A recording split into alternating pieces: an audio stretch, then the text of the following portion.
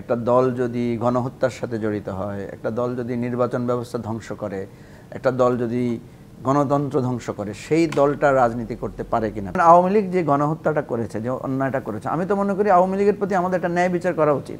আওয়ামী লীগের কর্মীদের দাবি করা উচিত যে আওয়ামী লীগ নিষিদ্ধ হোক।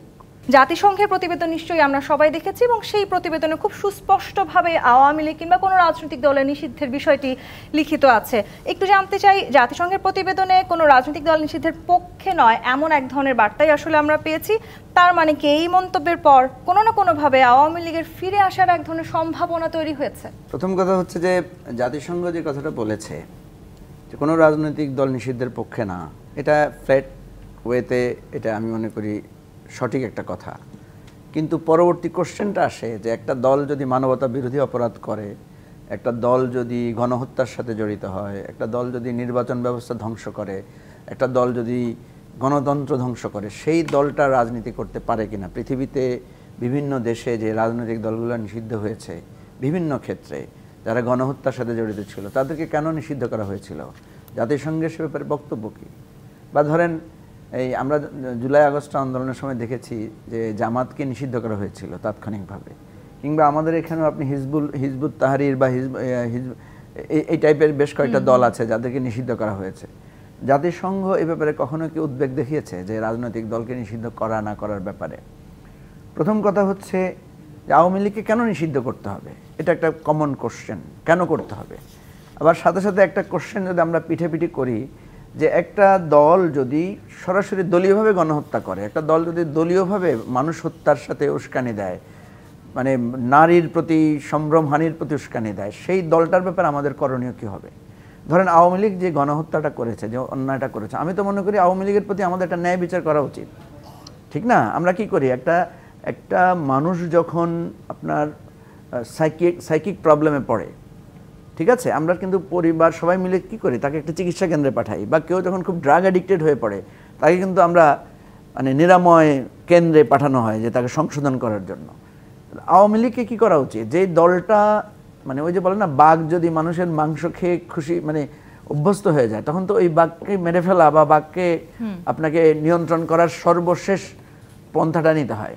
এখন কথা হচ্ছে যেই আওয়ামী লীগের অতীত থেকে পর্যন্ত দেখেন, আওয়ামী লীগ কিন্তু একটা গণতান্ত্রিক মধ্য দিয়ে, ধরো 70 সালের নির্বাচনের মধ্য দিয়ে বাংলাদেশের রাজনীতিতে তার বৃহৎ আকারে উত্থান, এবং সেই উত্থানের পর ক্ষমতায় আসার পরে, মুক্তিযুদ্ধের নেতৃত্ব দেওয়ার পরে ক্ষমতায় আসার 3 বছরের মধ্যে আওয়ামী লীগ কিন্তু গণতন্ত্রকে হত্যা করেছে এবং বাকশাল কায়েম করেছে।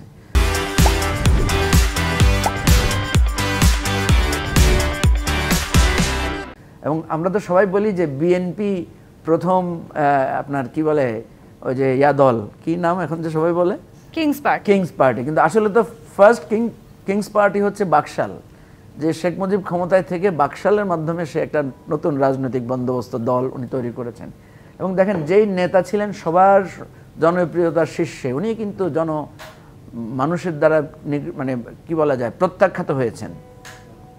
সেই আওয়ামী লীগ যতবারই ক্ষমতায় এসেছে ততবারই গণতন্ত্র, মানুষের মানবাধিকার এবং তার যে প্রতিদ্বন্দ্বীদেরকে সে নিঃশেষ করে দিয়েছে।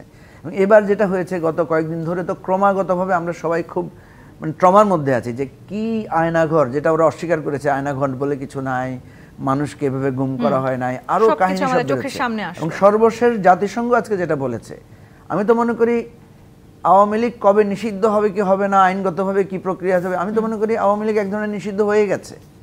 কারণ আন্তর্জাতিকভাবে আজকে আমরা জাতিসংঘের যে রিপোর্টটা আমরা দেখলাম, যে সেখানে শেখ হাসিনাকে, স্বরাষ্ট্রমন্ত্রীকে স্পষ্টভাবে উল্লেখ করা হয়েছে। এবং আপনি দেখবেন শেখ হাসিনার বেশ কয়েকটা ভিডিও আছে যেখানে সে বলেছে, আওয়ামী লীগ কর্মীরা তোমরা কি করো, তোমাদেরকে যারা তোমাদের ঘর জ্বালাতে আসবে ওদেরকে জ্বালিয়ে দাও, ওদের বাড়িতে আঘাত করো, ওদেরকে ভেঙে দুমড়ে মুচড়ে দাও, এই যে ধরনের উস্কানিমূলক যতগুলো কথা উনি বলেছেন। আজকে আমি দেখলাম ফেসবুকে একটা কম্পারেটিভ দুটা ভিডিও দেখলাম, একটাতে দেখলাম যে শেখ হাসিনা কীভাবে উস্কানি দিচ্ছেন, আরেকটাতে বলছে ডক্টর ইউনূস কীভাবে শান্তি থাকার জন্য বলছেন যে আওয়ামী লীগের লোকদেরকেও তো আমাদের বোঝাতে হবে, ওদেরকে ফিরিয়ে আনতে হবে ওদের জায়গা থেকে। তো এইগুলো তো মানুষ ভাববে, তো সেজন্য আমি বলছি যে আওয়ামী লীগের কর্মীদের দাবি করা উচিত যে আওয়ামী লীগ নিষিদ্ধ হোক, কারণ ও তো আর রাজনীতি করতে পারবে না, কোন মুখে রাজনীতি করবে আপনার বলেন। কিন্তু তাদের মধ্যে কি সেই অনুশোচনা আপনি কখন অনুভব করেছেন, দেখেছেন কি সেই অনুশোচনা? এখন প্রশ্নটা তো সেখানে যে এই যে অনুশোচনাহীন একটা দল হতে পারে, এটা মানুষের দল হতে পারে, এটাই তো মানুষ অবাক হচ্ছে। আপনি দেখেন এত বড় ঘটনার পর একটা ন্যূনতম আফসোস, আপনি দেখেন আজকে আমি সোশ্যাল মিডিয়াতে দেখলাম কেউ কেউ বলেছেন যে আয়নাঘর এটা নাকি ডক্টর ইউনূস গত 6 মাসে নাকি এই আয়নাঘর বানিয়েছেন, ওখানে কোথায় একটা তোয়ালে ছিল, ওখানে কোথায় কিছু, অথচ কি ঘটনাটা হচ্ছে এই আয়নাঘর প্রডিউস করতে দেয় নাই। ডক্টর ইউনূস আয়নাঘর দেখতে যাবেন এটা জানার পরে কিন্তু উনি যথেষ্ট পরিমাণ বাধার সম্মুখীন হয়েছেন, যারা এই আয়নাঘরের নানা রকম ছিল। এবং সেখানে গিয়ে গুম কমিশন বলছে যে আমরা দেখেছি সেখানে আলামত নষ্ট করা হয়েছে। এবং আমাকে এখন এই সরকারের মধ্যে ঘাপটি মেরে কেউ না কেউ বসে আছে, হতে পারে, এবং নিশ্চয়ই আছে, না থাকলে কারা করেছে। ধরেন গুম কমিশন যখন গিয়েছে তারা দেখেছে কিছুই নাই, হঠাৎ দেখলো যে একটা দেয়ালের রংটা কেমন যেন একটু ব্যতিক্রম, তখন কিন্তু তারা ওই দেয়ালটা ভেঙেছে। ভাঙার পরে দেখা গেলো ভেতর থেকে বেরিয়ে এসেছে এই যে ছোট ছোট খুপড়ি রুম, টয়লেট, তারপরে নানা ধরনের সরঞ্জাম আদি ইত্যাদি। ইভেন একটা জায়গায় তারা বোমাও পেয়েছে। তো সেজন্য বলছি যে আওয়ামী লীগ আমি মনে করি সাংস্কৃতিকভাবে এবং সামাজিকভাবে অলরেডি নিষিদ্ধের পর্যায়ে পৌঁছে গেছে।